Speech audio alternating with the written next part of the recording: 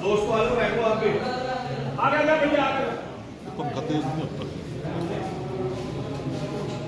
आज हमारे यहाँ चटनी के लिए बहुत विधानसभा के निष्ठावान कार्यकर्ता विधानसभा के कर्णपुर मंडल में मां गुमाना देवी के चरणों में देखने को मिल रहे हैं। सुबह से मेरा बहुत धन्यवाद उपस्थित इस मंडल के अति सम्मानित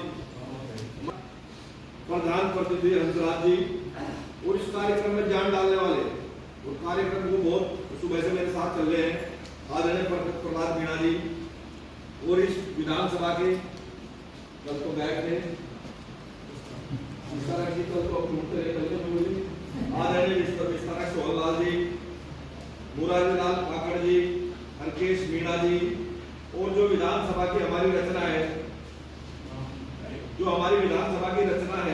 और इस विधानसभा के प्रभारी है आदरणीय प्रेम प्रकाश जी और हमारे जिले के महामंत्री जो बहुत महत्वपूर्ण सम्मानित पद है पार्टी जो इस विधानसभा के संयोजक है इसी भाई युवा साथियों, नौजवान साथियों, मेरे बुजुर्गों, प्यारे बच्चों, माता सभी के चरणों में हाथ जोड़ नमस्कार और अपनी बात शुरू करने से पहले बात बताना चाहता हूँ भाई साहब ने प्रहलाद जी ने बात कही कांग्रेस शासन में जो शासन हुआ है प्रदेश के अंदर वो आप सबके सामने है। उसको मैं भी सुबह से यहाँ तक देखता रहा।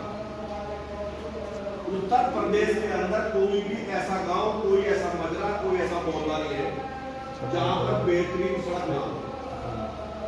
मतलब कहीं भी मिट्टी की डली पत्थर डली उत्तर प्रदेश में किसी रोड नहीं।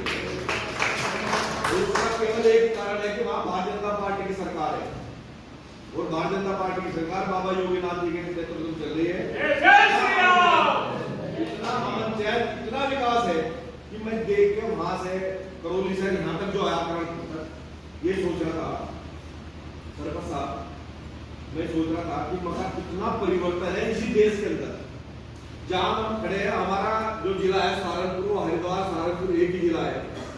यहाँ से करीब 650 किलोमीटर रहेगा और वहां जाने में लगता है कि भाई साहब से बात करके सरपंच साहब से पूर्व मंडल अध्यक्ष है बहुत कुछ जानकारी मिली मुझे और फिर मुझे सोचा कि इतना बड़ा अंतर क्यों आया है। जो सबसे पहला कार्यक्रम है युवा साथी के साथ अभी सम्मानित मंडल अध्यक्ष युवा साथी यहाँ है नहीं मगर और बहुत नौजवान साथी है, भारतीय जनता पार्टी कार्यकर्ता है, बहुत अपने लोग बैठे हैं। मैं उस सभी युवा साथियों को एक बात बताना चाहता हूँ। आदरणीय मोदी जी की सरकार 2014 से चल रही है। मेरे युवा साथी ध्यान दें, आदरणीय मोदी जी की सरकार इस देश में 2014 से चल रही है और 2014 से पहले उनकी सरकार थी जिनकी सरकार आज आपके प्रदेश में है मोदी जी से पहले। तो युवा साथियों ने ध्यान देना है कि 2014 से पहले देश के हालात क्या थे। मेरी बात को समझी होगी। आदरणीय मोदी जी की सरकार 2014 से पहले इस देश के हालात क्या थे।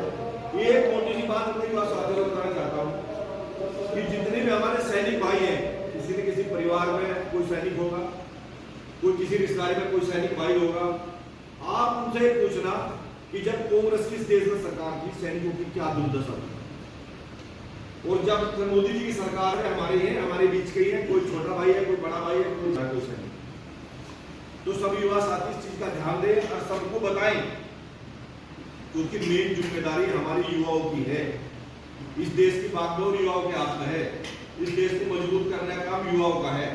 तो मेरा आग्रह मेरी युवा शक्ति से है कि जो 2014 से पहले देश के हालात थे, 2014 के बाद जो देश में अच्छा समय आया है और जो सैनिक भाइयों के साथ अच्छा हुआ है उसके बारे में भी आप सब युवा साथी सबके बीच में बताएंगे। एक हमारी सरकार में आदरणीय अनुराग ठाकुर हमारे खेल मंत्री हैं। खेलो इंडिया का जो कार्यक्रम चला है युवाओं को जोड़ने के लिए उसका भी सभी युवा साथी भारतीय जनता पार्टी के रूप में 50% है। कभी भारतीय जनता पार्टी से हमारा सारा युवा जुड़ा था। मोदी जी ने तीरंदाजी के क्षेत्र में, हॉकी के क्षेत्र में जो हमारे युवाओं को आगे बढ़ाने का काम किया है। देखो जब तक हम बताएंगे हमारी एक आदत है सभी की, मैं आप जैसे युवाओं को करना चाहता हूँ भूलने की। हमारे साथ कोई अत्याचार हो 2 दिन बाद मुझे भूल जाएंगे।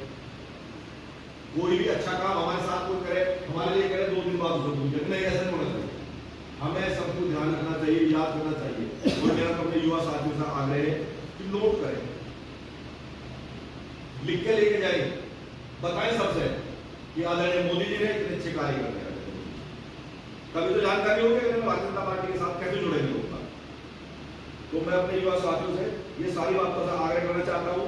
और राजस्थान में जब से कांग्रेस की सरकार आई, अभी 12-14 साल हो गए हूं, 12-14 साल में कितने बेरोजगार युवा सड़कों पर घूम रहे हैं, इस चीज का आकलन करने की जरूरत है। क्योंकि मेन जो रोजगार युवाओं को देता है वो प्रदेश की सरकार का काम है। उत्तर प्रदेश के अंदर थोड़ी सी जानकारी डालूंगा, उत्तर प्रदेश के अंदर आदरणीय योगी जी ने इतने जबरदस्त व्यवस्था रोजगार के लिए की है, युवाओं के लिए बहुत बेहतरीन, और सारा युवा भारतीय जनता पार्टी के साथ जुड़ा हुआ है। तो ये सारी चीजें ध्यान रखनी, अगर उनका युवाओं का भविष्य उज्जवल करना है और अपने क्षेत्र का, प्रदेश का विकास करना है, तो केवल युवाओं से आग्रह है कि भारतीय जनता पार्टी के लिए काम करें और भारतीय जनता पार्टी का इतना सपोर्ट करें। वैसे मैं आपसे एक बात बताऊं, निश्चित रहो, माता की कृपा से और आप सभी के सहयोग से, और ये मंच है जो सम्मानित मंच है, हमारे सब इतनी मेहनत कर रहे हैं, पसीना आ रहे हैं, इनके सहयोग से इस बार सपोर्ट का मैं कबल खिलेगा 100%।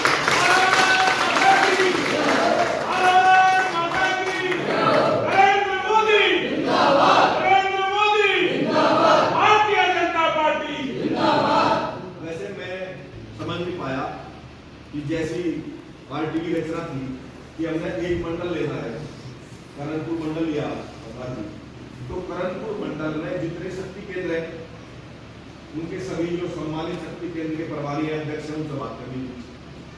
उसके बाद जितने भी शक्ति केंद्र का बूथ है, बूथ अध्यक्ष से बात करनी थी।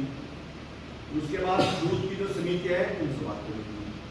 और वैसे सम्मानित सम्मानित प्रभारी जी ने, मगर उस समय हमारे देश के अंदर भारतीय जनता पार्टी की सरकार, जब तक केंद्र में भारतीय जनता पार्टी की सरकार ना हो, जो इस कालखंड में चल रही है, कभी लागू होता है। अब हमारे यहाँ उत्तर प्रदेश में क्या नारा है? डबल इंजन की सरकार।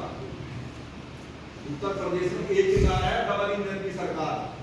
क्योंकि प्रदेश के अंदर योगी जी बैठे हैं, प्रदेश के अंदर मोदी जी बैठे हैं। इतना जबरदस्त विकास, आप कभी कोई भाई हरिद्वार गया हो, उत्तर प्रदेश में किसी जगह गया हो, तो वहाँ काशी विश्वनाथ गया हो, कोई भी जो भी गया होगा, उसे पता लगेगा कि उत्तर प्रदेश में कैसा विकास है, कैसा अंश है। तो मैं तो यही चाहूंगा कि उत्तर प्रदेश को ध्यान रखते हुए, आदरणीय मोदी को ध्यान रखते हुए, भ्रष्टाचारी, बेरोजगारी, गुंडागर्दी, बेईमाना, बदमाशी, महिला के साथ अत्याचार, छेड़छाड़, ये जो इसमें पूरी जो व्याप्त हो गया राजस्थान में, और राजस्थान तो वैसे भी वीरों की भूमि है, राजस्थान में चर्चा पूरी दुनिया में करते हैं लोग, मगर ये जो यहाँ का हुआ हाल है कि करौली से यहाँ नहीं आ सकते। अगर कोई हमारा आदमी बीमार हो जाए तो उसको आपने बहुत जल्दी से माननीय प्रभारी, माननीय करौली लेके जाना हो, हायर सेंटर लेके जाना हो, तो कोई भी सारी रास्ते में कहीं पीने के लिए पानी की अच्छी व्यवस्था नहीं है, रास्ते में कोई ऐसी सुविधा नहीं है कि जिससे समझे ये करणपुर जो है ये करौली का हिस्सा है, मोबाइल नेटवर्क भी नहीं है रास्ते में। तो ये सोचना है कि कैसा जीवन जी रहे। अब वो कमी क्या है